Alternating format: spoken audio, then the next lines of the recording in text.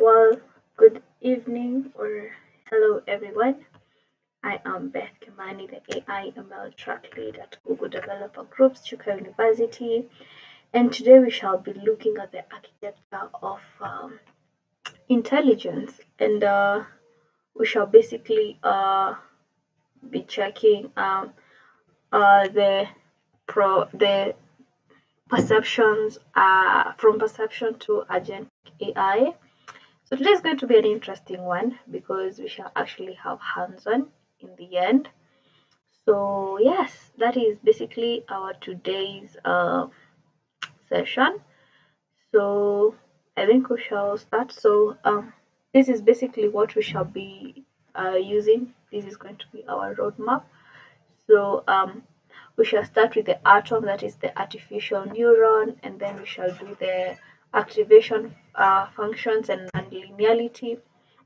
We shall also do the feed-forward architectures, the calculus of learning, that is backpropagation, optimization gradient, modern frontiers, that is the transformer and agents, and then we shall try to build our own neural.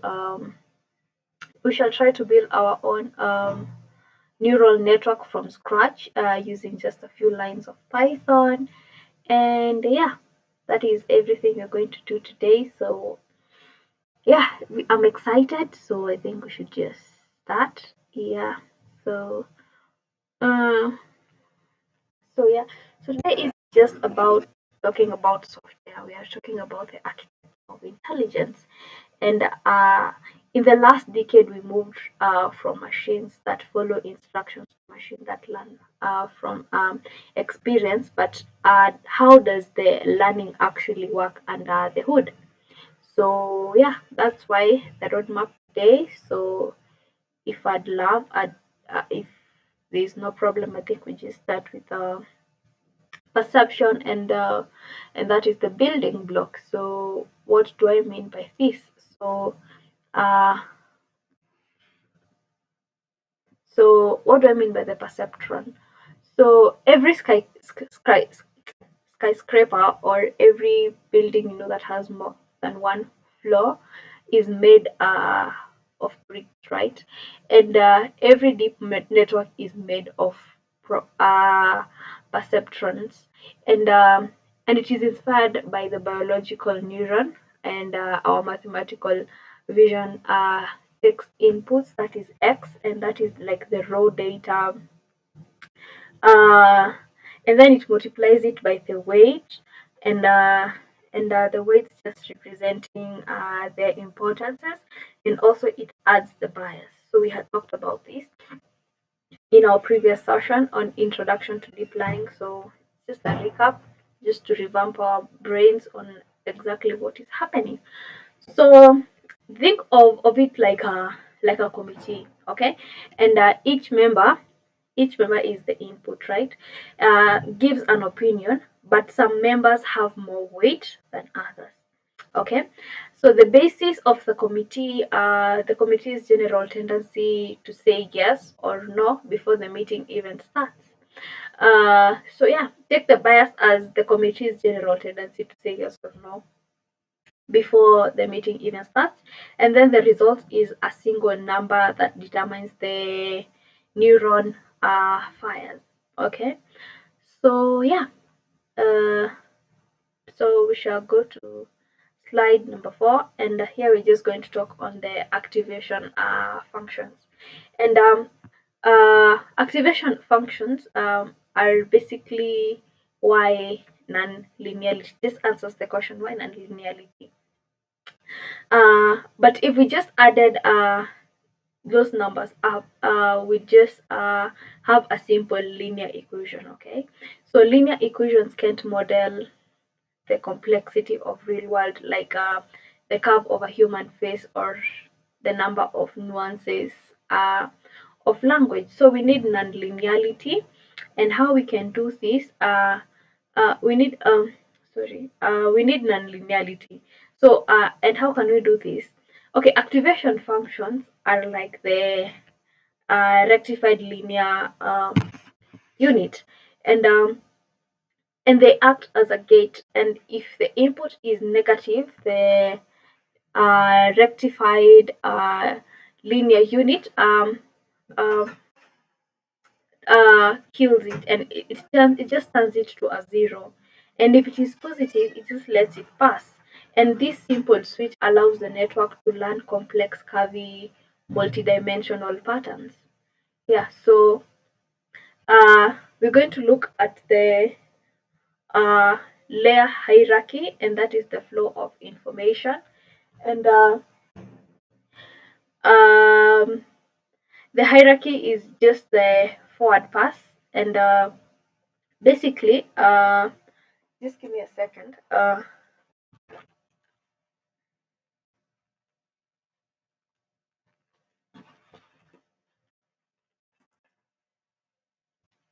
And basically, we stack these neurons. When we stack these neurons, we create a hierarchy. So that is the input layer, which sees raw pixels, and then the hidden layer. And the hidden layer are the black box, and that is what we shall be trying to handle today. And the first layer might detect edges, and then the second might detect the eyes, and then the third might detect the face. Okay, so and then we do have the output, and the output just gives us the final probability. And what do I mean by this? It gives us a 99% chance that if you're checking, like for example, if something is a cat, it's going to give us the final probability that there's a 99% that this is a cat. So, and this is the forward pass generally. So data flows from the left to the right, being transformed at every step by matrices multiplication. And this is a massive, high speed calculation that turns raw data into abstract concepts. So, yeah, that's just it. There's nothing much to learn from there. So we should just look at the engine room, and this is where calculus now comes in. And we're just going to look at the the loss and the back propagation. This is just a quick revamp of what we talked about in the last session. So you just don't you worry, because it's basically sorry, let me just return to.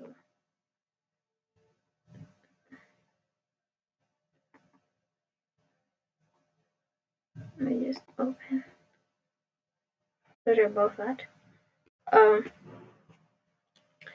yeah. So, uh, sorry. I'm so sorry about leaving.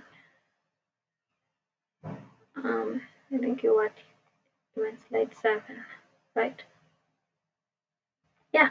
So here is where we shall look at the loss and the back propagation, and this is where how we look at how does the network know it's wrong, and we use a loss function. And okay, when a network okay, we're answering the question, how does the network know it's wrong? And this is where we use our loss function.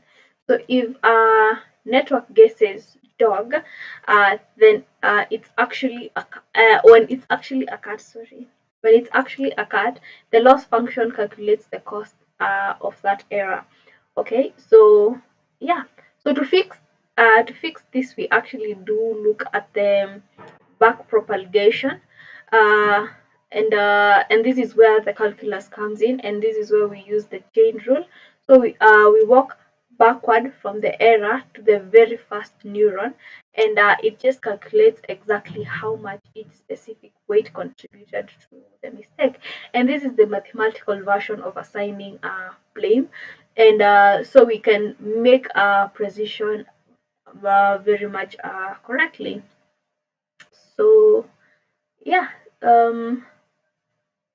so this is basically what I was talking of, where we just use the chain rule to calculate the gradient of the loss with respect to every weight. So, and this just allows us to assign blame for the error to specific weights across the entire deep architecture. Great. So, um, hope we are at par up to there. So we should just check on the gradient descent challenges, sorry, and I think we should just move so fast because I want us to like focus on how to like build our first neural network, and to feel happy and proud that you have actually come up with a first neural network. So once you know who to blame, we use the gradient descent. So here is where you like we go back propagation, or we go back up to the first neuron where the challenge happened, and then once we have understood what exactly has happened, that is where now we integrate the gradient descent. And what do I mean by gradient descent? So we know who to blame right now, okay? So we use gradient descent to update the weight. So imagine you're on a foggy mountain. I love using this example. So imagine you're on a foggy mountain and you find a valley. So you feel the slope with the feet, and you take a step downwards. So the size of the step is is your learning rate. So if you take a big leap, you're learning in a big rate. So if you take a small leap, you're actually taking a lower learning rate. So, but as networks get deeper, we actually do hit a wall, and that is what we call the vanishing gradient. That is what we call the vanishing gradient. So, say in 100%, in 100 layer network, the signal can get so small that it disappears before it reaches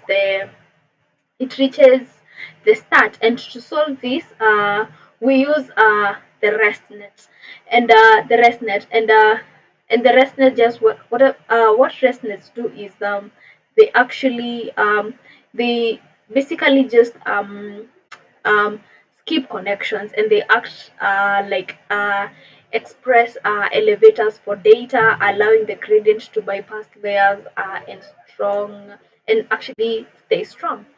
So yeah, so um, so we have talked of vanishing and the exploding. So let's go to deep learning for vision, and this is actually where we look at the modern frontier. So this is where we're going to look at the CNN and the transformers. So this is where we are going to actually get a bit of hands-on experience before we actually connect that to the responsibility of depth. So yeah, so in a real world, data has structure, and for images we use the convolutional neural networks, that is the CNN, and they actually do use filters that slide across the image looking for patterns figure they are, right? And for a language, we moved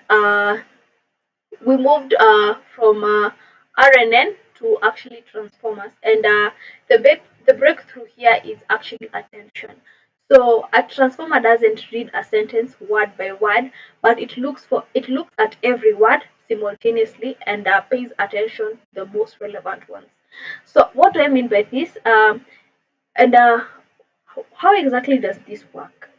So how okay, if you look at ChatGPT or Gemini, this is what allows, say for example, GPT-4 and its successors to understand context across thousands of words.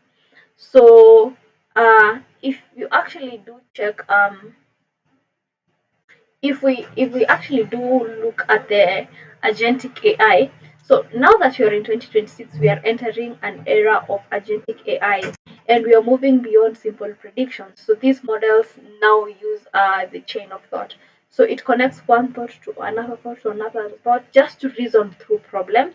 And they use tools like calculators, or they build world models to predict consequences of their actions. And they aren't just talking, they are actually doing. So they do the talking, and they actually do the doing. Yeah. So in conclusion, as we wrap up the uh, theory part, we shall actually have a simple wrap up, then we shall actually do hands-on, and that's the most interesting part of this learning. So um, we shall look at the responsibility of depth. And so, as we wrap up the theory part, we must address the black box. So, as these models get deeper, they become harder to interpret, and we face challenges with bias and fairness, and also the aspect of interpretability, and also energy consumption. So, uh, what do I mean by all this? So, the future of deep learning isn't just more layers, it's about neural symbolic AI that is combining raw, that is like um, the intuition of neural networks with the logic of traditional programming. So, we are building the most powerful tool in human history, and our job is to ensure that as it gets deeper, it also gets safer and more aligned to human values. So yeah, let's try see if we can do a hands-on and how much we can do. So we shall let's make this as interesting as possible.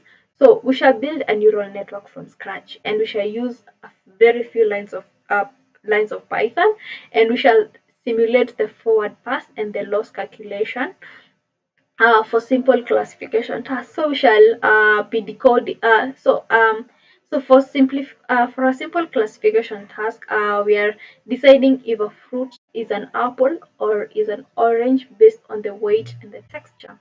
So the setup, our setup will be, so the setup is our mini brain, and we shall build a single neural model. So the inputs x, the weights will be from 0 to 1, and the texture will be 0 is smooth, 1 is bumpy.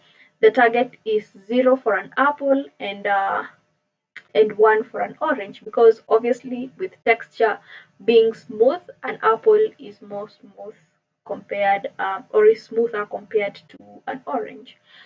So yeah, we can run this in any Python environment. So you can do this using Google Colab or Jupyter Notebooks, or even locally using the uh, IDEs like VS Code. But I think I shall work with VS Code, because I am convinced that mostly with VS Code. So no, I mean with Jupyter Notebooks. Sorry. So I'll just close this tab. So use whichever you're comfortable with. Then we should just start.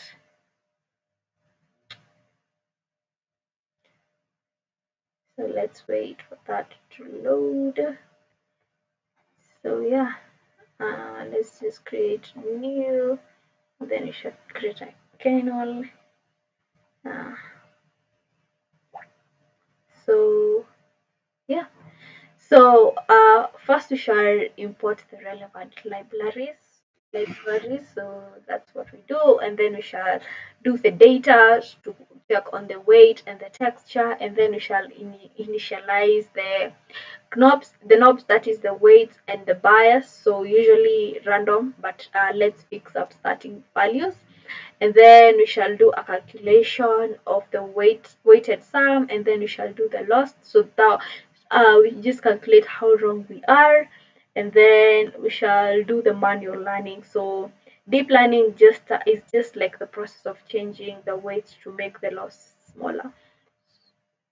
So we shall try the hands-on, and then we shall just stay simulated. So yeah, let's see how much we can achieve in this. And yeah, so we're just going to import relevant library. So import numpy as np, as np. So we just run that, and then we just do the activation function. So what you're doing here is the activation function. Activation. The activation. Sorry. The activation function.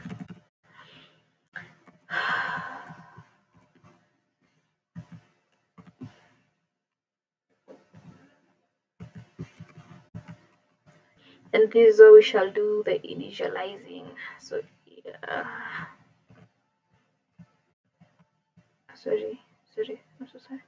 So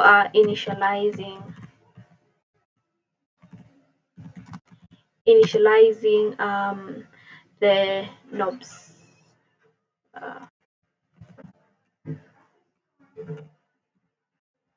So and then from there we should just do the calculations.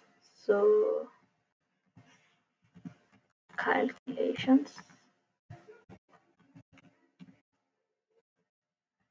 and then from there we shall just check the loss, so how wrong we are. So just give me, so how wrong, how wrong, sorry, just how wrong are we? Yeah, so hope I had run this. Oh, just cut this. Hope I had run. Yeah, okay, it's running. So we shall try to calculate or find the activation function, and this is actually we shall use sigmoid. So so from here we should just define sigmoid. So def sigmoid, and we just give it the value x, and then we just return 1. So you remember we said 1 is roughness and 0 is smoothness. So return 1, and we shall multiply that with 1, then add that to np dot x in brackets negative x. Yeah, so that's it, and then we run this. Yeah, so we shall try to do the initialization of knobs, and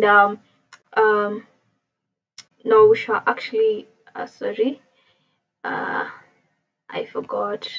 Let me just add a cell. So this is how we shall actually fit our data. So let me just put the data.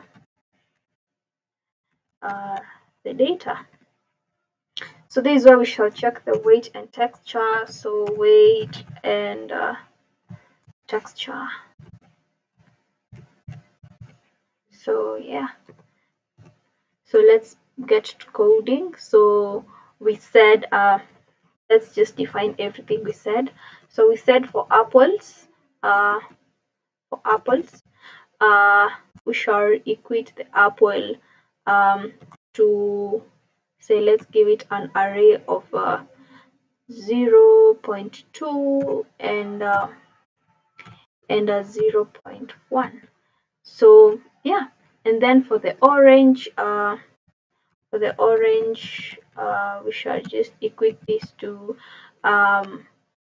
we shall just equate this to like a 0.9. So in terms of roughness, so 0.9 and 0.8, because they can't be completely rough.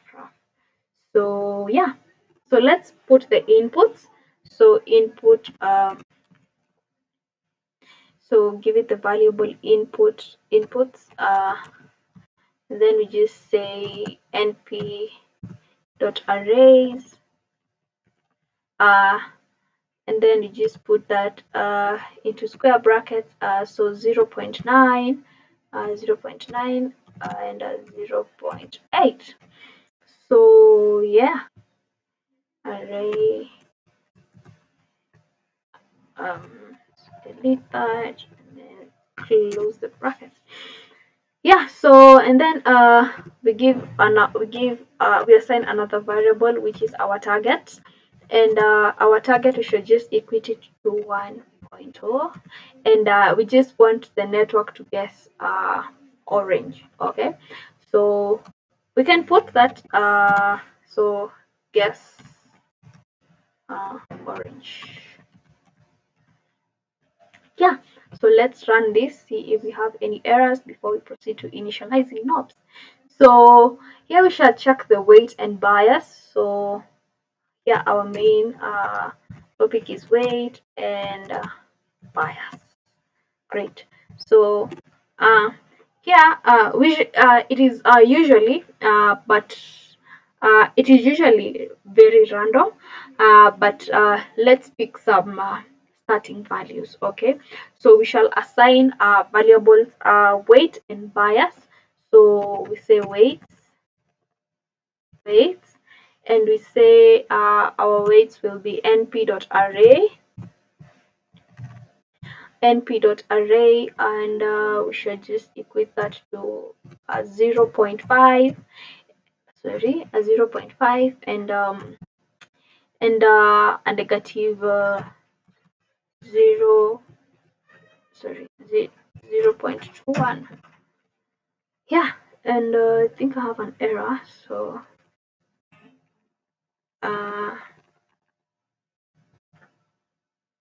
we should do that. Yeah, that. And then from there we just assign a bias, so we just say bias, and we just equate that to a 0.1. Yeah, so if we run, let me see. Oh, got to put the equal sign. Great. So if I run this, we're actually able to, yeah. So we shall do the calculation, and this is where we actually check the weighted sum. So here's where we do check the weighted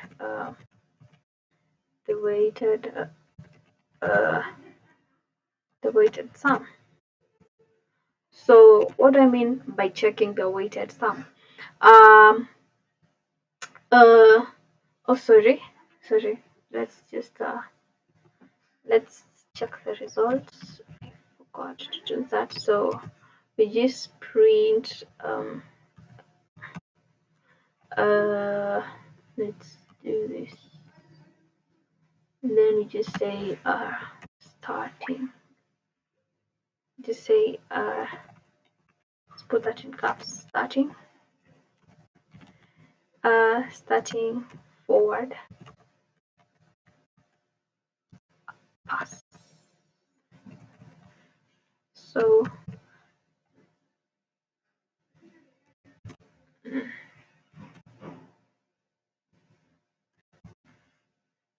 oh god,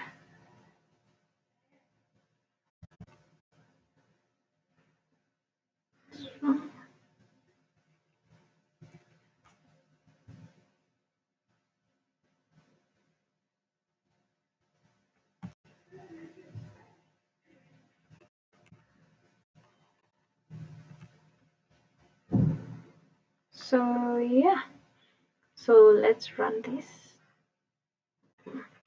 Great. So we shall do the calculations, and this is where we check the weighted sum, and we shall do the sum. Let me just put so our sums will actually be equal to times 1 weighted sum multiplied by the input, so x1 multiplied multiplied by weighted 1, and then we add, and let me just paste this because we shall actually do a lot of repetition. So x2 and we just equate this to np np dot then you just say inputs inputs comma just say weights and then we just add this to we just add this to bias and then just do a prediction prediction and our prediction will actually be sigmoid sigmoid just do the weighted sum so this control C then we just paste it here so if we print if we print let me just put F so if we print the weighted sum just this just start with some caps and the sum should also start with caps weighted sum which is our Z just say trophy and then we just make sure it's into 4 decimal places so 4F great so if we run this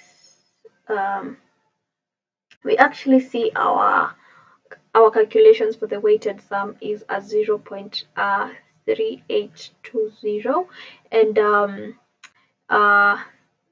we shall print something else so we shall actually print the network prediction so let's see what happens when we do a prediction so we print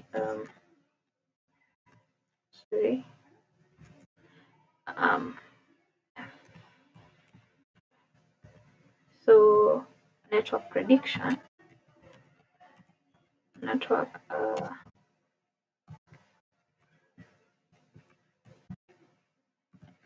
prediction if we do a network prediction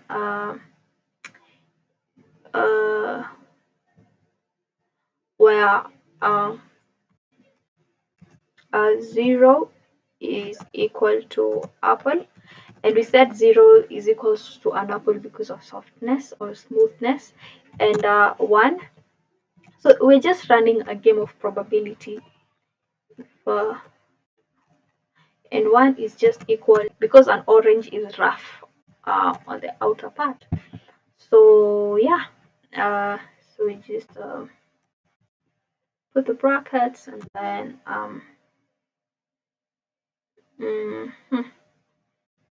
we do the prediction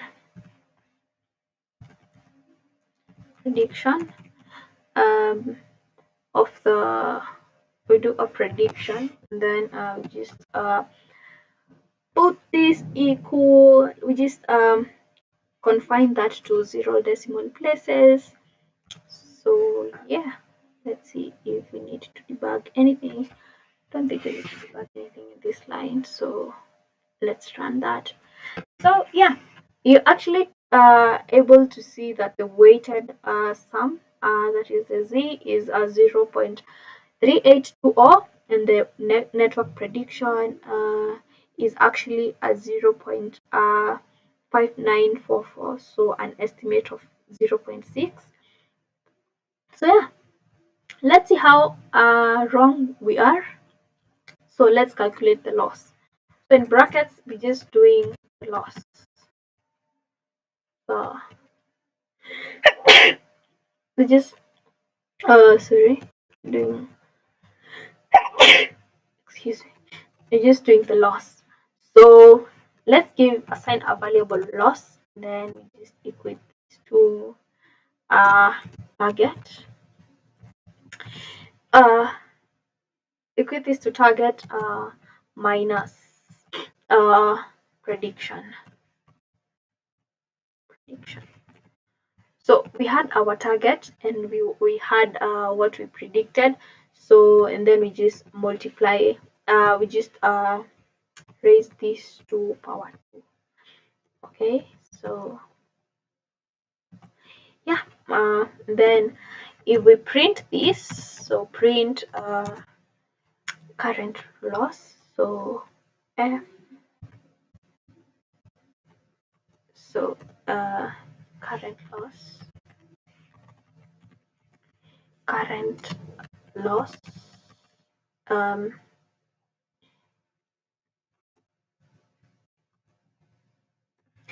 And we just say our loss is we just equate this to loss and confine it to 4 decimal places. So 4 for F.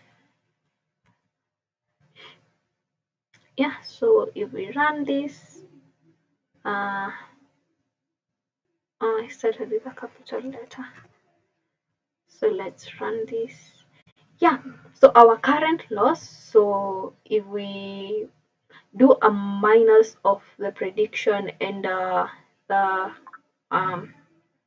if we do let's just use the calculator and see if actually that's it. So I'll just use my phone's calculator. So 0 point